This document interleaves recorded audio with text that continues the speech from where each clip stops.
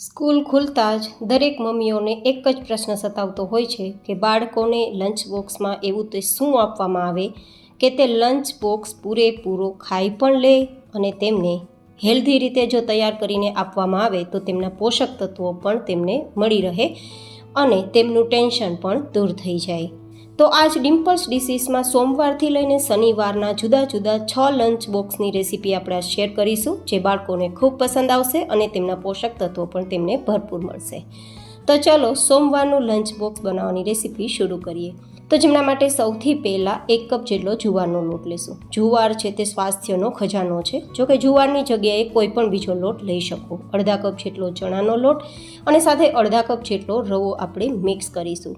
આ રીતે લોટનું કોમ્બિનેશન સ્વાદ પણ આપશે અને હેલ્ધી પ્રોપર્ટીઝ પણ તમારા બાળકોને આપશે। જોકે વેટ લોસમાં પણ તમે આ વેરાયટી તો ખાઈ જ શકો, હસબન્ડના લંચ બોક્સમાં પણ આપી શકો, કારણ કે ઠંડી થઈ ગયા બાદ પણ વેરાયટી ખૂબ પસંદ આવે છે। હવે સ્વાદ પ્રમાણે નમક અને જરૂર મુજબ પાણી મિક્સ કરી અને એક ઘોળ તૈયાર કરી લેશું। પહેલાં આપણે થોડું થીક ઘોળ તૈયાર કરીશું અને પછી જરૂર લાગશે તેમ પાણી મિક્સ કરીશું, જેથી આપણે આ રીતે લમ્સ ફ્રી આપણું બેટર તૈયાર કરી શકીએ। હવે આ બેટરને 10 મિનિટ માટે સાઈડમાં રાખી દઈએ। ત્યાં સુધીમાં થોડી મેં શાકભાજી લીધી છે, તેને ખમણી લીધી છે, જેમ કે દૂધી, ગાજર, મરચાં, ડુંગળી અને આદુ તમારી પાસે હોય તે લઈ શકો છો। હવે 2 ચમચી તેલ ગરમ કરી તેમાં રાઈ, જીરું, હિંગ આપણે સાતળીશું અને પછી બધી જ જે તૈયાર કરેલ શાકભાજી છે તેને આપણે આ રીતે ઉમેરીને સાતળવાની છે। આ રીતે લંચ બોક્સ તૈયાર કરશો તો બાળકોને શાકભાજીમાં રહેલા વિટામિન્સ અને જે આપણે હેલ્ધી લોટ લીધા છે તેમાં રહેલા ફાઇબર, પ્રોટીન અને મિનરલ્સ પણ મળી જશે। આ રીતે શાકભાજી છે તે સતળાઈ જાય તેના માટે ઢાંકીને 2 મિનિટ છોડી દેશું। 2 મિનિટ પછી આપણી સબ્જી સોતે થઈ ગઈ હશે। માત્ર 80 to 90% સોતે કરવાની છે, જેથી ક્રન્ચી ટેસ્ટ પણ રહે અને બિલકુલ કાચો ટેસ્ટ પણ ના રહે।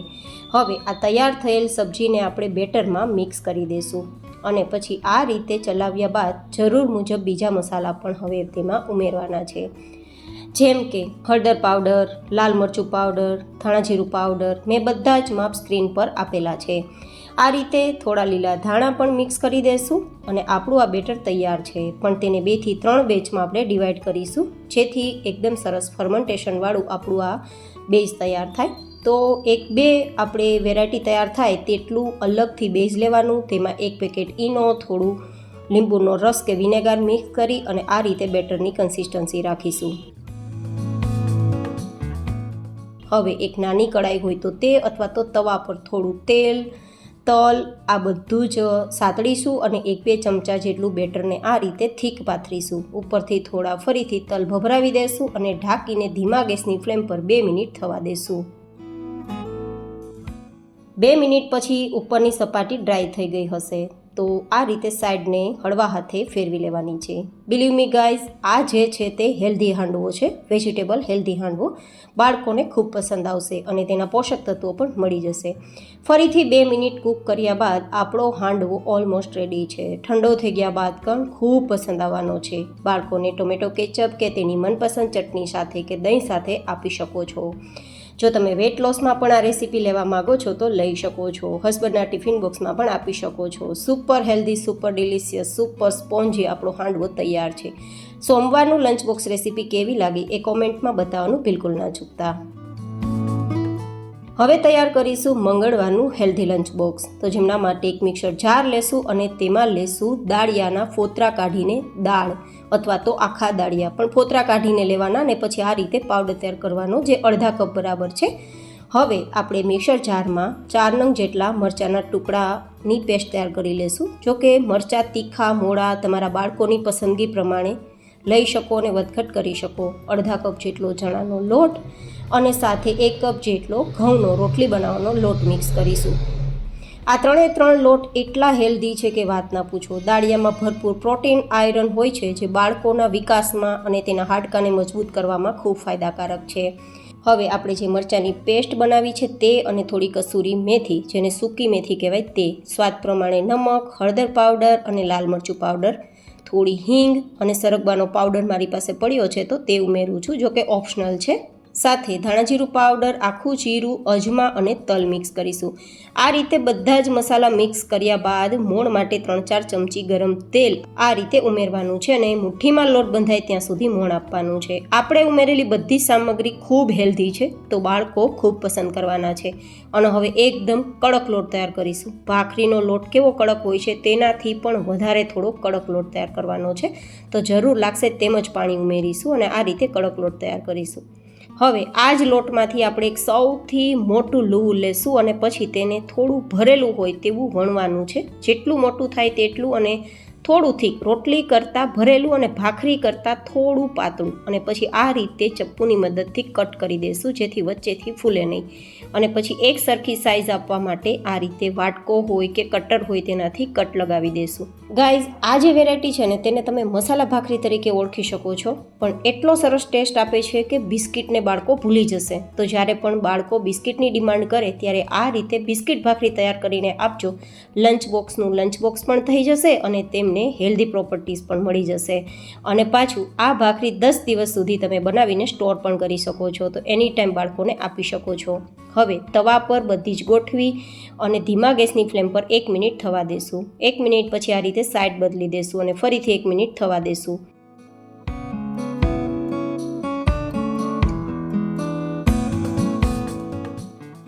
ફરીથી 1 મિનિટ પછી ઉપર નીચે બંને સાઈડ ઘી લગાવી દેશું. તેલની જગ્યાએ ઘી લગાવવું વધુ બેસ્ટ છે, કારણ કે ઘીના ફાયદા છે અને એટલું જ લગાવવાનું છે જેટલા પ્રમાણમાં જરૂર છે, એકદમ ક્રિસ્પી ગોલ્ડન કલર અને ક્રિસ્પીનેસ માટે. આ રીતે થોડું લગાવ્યા બાદ હવે જે આ રીતે ભાખરી દબાવવા માટેનું જે ડટ્ટો કહેવાય તે હોય તો તે, નહીં તો પછી કોઈ પણ સ્પેચ્યુલાથી પણ તમે હળવા હાથે તેને દબાવી શકો છો અને ધીમા ગેસની ફ્લેમ પર ગોલ્ડન અને ક્રિસ્પી થાય ત્યાં સુધી કૂક કરી શકો છો. તો આ બિસ્કિટ ભાખરી ખૂબ જ ક્રિસ્પી છે, તમે જોઈ શકો છો. બાળકોને ખૂબ પસંદ આવવાની છે. તે પણ તમે લંચ બોક્સમાં આપી શકો છો અને 10 દિવસ સુધી સ્ટોર પણ કરી શકો છો. તો મંગળવારનું લંચ બોક્સ કેવું લાગ્યું એ કોમેન્ટમાં જરૂર બતાવજો.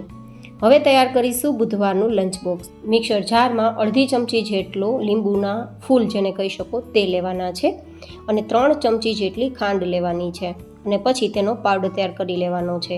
હવે મિક્સર જારમાં ફરીથી મરચાં અને આદુની પેસ્ટ તૈયાર કરી લઈશું, જે તીખાશ પ્રમાણે લઈ શકાય. હવે આ પાવડરમાં થોડું પાણી મિક્સ કરી આ રીતે એક લિક્વિડ તૈયાર કરી લઈશું. પાણી એટલું જ ઉમેરીશું જેટલું લિક્વિડ બનાવવા માટે જરૂરી છે. અને પછી આદુ મરચાંની પેસ્ટ પણ આ જ પાણીમાં ઉમેરી દઈશું. 2 કપ જેટલો ચણાનો લોટ, જેમાંથી ભજીયા ગાંઠિયા બનાવીએ તે જ લીધો છે. સાથે 2 ચમચી જેટલો રવો મિક્સ કરીશું અને પછી 1/4 ટીસ્પૂન જેટલું નમક અને 2 ચપટી હિંગ ઉમેરી દઈશું. થોડું તેલ ઉમેરી દઈશું 2 ચમચી જેટલું, અને પછી જરૂર મુજબ પાણી ઉમેરી એકદમ સરસ મજાનું પોરિંગ કન્સિસ્ટન્સીવાળું બેટર તૈયાર કરીશું. માપ કદાચ સ્પીડમાં બોલું ને ના સમજાય તો સ્ક્રીન પર આપેલું છે. આ રીતે આપણે બેટર સરસ મજાનું તૈયાર થઈ જાય તો એકવાર કન્સિસ્ટન્સી ચેક કરી લેવાની. જો એકદમ સરસ પોરિંગ કન્સિસ્ટન્સી નીચે જતાં રિબિન જેવી તૈયાર થઈ ગઈ છે તો તેને થોડીવાર માટે સાઈડમાં રાખી દઈએ. ત્યાં સુધીમાં આપણે સ્ટીમર કુકરમાં પાણીને ગરમ થવા માટે રાખી દઈએ. એ ગરમ થાય ત્યાં સુધીમાં સ્ટીમર પ્લેટને એકવાર તેલથી ચીકણી કરી લઈએ. હવે આપણે લગભગ 1/2 ચમચી જેટલો ખાવાનો સોડા અથવા ઈનો અને 1-2 ચમચી જેટલું પાણી મિક્સ કરી અને આ રીતે ફેટી લઈશું, જેથી તેનો કલર પણ બદલી જશે અને તેની જે ફ્લફીનેસ છે એકદમ હલકું ફૂલકું થઈ જશે, ફૂલવા લાગશે. પછી આપણે અડધાથી થોડી ઉપર સુધી આપણે સ્ટીમર પ્લેટને ભરવાની છે. ઉકળતા પાણીના સ્ટીમર કુકરમાં મૂકી દેવાની છે. હાઈ ગેસની ફ્લેમ રાખવાનું છે અને ઢાંકીને 20 મિનિટ માટે કૂક કરવા છોડી દેવાનું છે. 20 મિનિટ પછી ઉપરની સપાટી ફાટી ગઈ છે, મીન્સ આપણા આ ખમણ છે જે કૂક થઈ ગયા છે. આ રીતે ચપ્પુથી ચેક કરતાં ચપ્પુ પણ ક્લીન આવે છે. તો પ્લેટને નીચે લઈ લેશું અને 2 મિનિટ ઠંડી કરીશું. 2 મિનિટ પછી આ રીતે સાઈડને છોડવા લાગે પછી ચપ્પુની મદદથી તેને ડીમોલ્ડ કરી લઈશું. તો એકદમ સરસ મજાના સ્પંજી એન્ડ સુપર સોફ્ટ આપણા ખમણ જે માર્કેટ સ્ટાઇલ તૈયાર છે. જો કે તમે આ ખમણને કટ કરી અને મનપસંદ ચટણી સાથે અથવા તો બાળકોને પસંદ હોય તેમની સાથે તમે ખમણ પણ આપી શકો છો. અને ઘરે ક્યારેય ખમણ બનાવવા હોય ને પરફેક્ટ ના બનતા હોય તો આ રીતે તૈયાર કરી શકો છો. તમે જોઈ શકો છો એકદમ સુપર સોફ્ટ અને સ્પંજી છે. પણ આપણે આજે તૈયાર કરીશું ખમણી. તો ખમણ એકદમ ઠંડા થઈ જાય પછી ખમણીની મદદથી ખમણી લેવાનું છે. તમે જોઈ શકો છો કે ફૂંક મારતા ઉડી જાય તેટલું હલકું ફૂલકું અને છૂટું છૂટું આપણું ખમણ તૈયાર થયું છે. ધી બેસ્ટ આપણી ખમણી બનવાની છે. હવે આપણે ખમણીનો વઘાર કરવાનો છે. તો જેમના માટે 3-4 ચમચી તેલને ગરમ કરીશું અને પછી તેમાં રાઈ, જીરું, હિંગ, સૂકા મરચાં, મીઠો લીમડો આ રીતે સાતળી લેશું. અને સાતળ્યા બાદ તીખાસ પ્રમાણે 2-3 નંગ જેટલા મરચાંના ટુકડા આ રીતે સાતળી લેશું.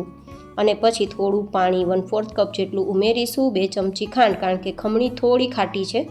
અને પછી ખાંડ ઓગળે ત્યાં સુધી મિક્સ કરવાનું છે. ગેસની ફ્લેમ ધીમી રાખવાની છે. અને પછી આપણે થોડું આપણો વઘાર પૂરતું નમક ઉમેરવાનું છે, 2 ચપટી જેટલું. અને પછી આ ખમણીનો જે ભૂક્કો છે, જેને ખમણી કહેવાય, તે આ રીતે મિક્સ કરી દેશું. અને વઘાર બધો જ ખમણીમાં આવી જાય પછી તેને 1 મિનિટ માટે ઢાંકીને ધીમા ગેસની ફ્લેમ પર સ્ટીમ કરીશું. 1 મિનિટ પછી આપણી ખમણી ઓલમોસ્ટ છૂટી અને એકદમ સ્ટીમ થઈ ગઈ છે, તૈયાર છે. તો હવે તેને ધાણા સ્પ્રિંકલ કરી અને પછી આપણે સર્વ કરીશું.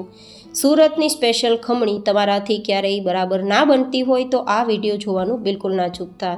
એકદમ સરસ મજાની ખમણી તૈયાર છે. ઉપરથી તમે સેવ અને લંચ બોક્સમાં પણ આપી શકો છો. તો બુધવારનું લંચ બોક્સ કેવું લાગ્યું તે પણ બતાવજો. હવે ગુરુવારનું લંચ બોક્સ તૈયાર કરવા માટે 1 ગ્લાસ જેટલું પાણી ગરમ કરી 1 નંગ ટમેટું, 2 નંગ જેટલી ડુંગળી અને 6 થી 7 લસણની કળી અને 1 મુઠ્ઠી જેટલા કે 2-3 ચમચી જેટલા કાચા મગફળીના દાણા અને 3-4 સૂકા લાલ મરચાં ઉકાળી લેશું, બધું સોફ્ટ થઈ જાય ત્યાં સુધી. તો ધીમા ગેસની ફ્લેમ પર ઢાંકીને રાખી દેશું. એ થાય છે ત્યાં સુધીમાં આગળની પ્રોસેસ જોઈ લઈએ. તો 1 કપ જેટલો ચોખાનો લોટ લીધો છે. ચોખાનો લોટ ઘરમાં ના હોય તો મિક્સરમાં દળી શકો છો અને લઈ શકો છો. સાથે 1 કપ જેટલો રવો પણ લેશું. અને સ્વાદ પ્રમાણે કે 1 નાની ચમચી જેટલું નમક અને 1 કપ જેટલું દહીં મિક્સ કરીશું. તમે અહીંયા દહીંની જગ્યાએ છાશ અથવા તો લીંબુવાળું ખાટું પાણી પણ લઈ શકો છો.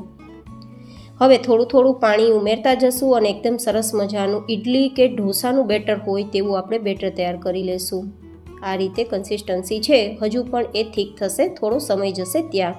તો 15 મિનિટ સાઈડમાં રાખી દઈએ. ત્યાં સુધીમાં આપણે જોઈ લઈએ તો આપણી આ સામગ્રી સરસ સોફ્ટ થઈ ગઈ છે, કારણ કે ટમેટામાંથી છાલ નીકળવા લાગી છે. તો તેને નીચે લઈને પરફેક્ટ ઠંડુ કરી લેશું.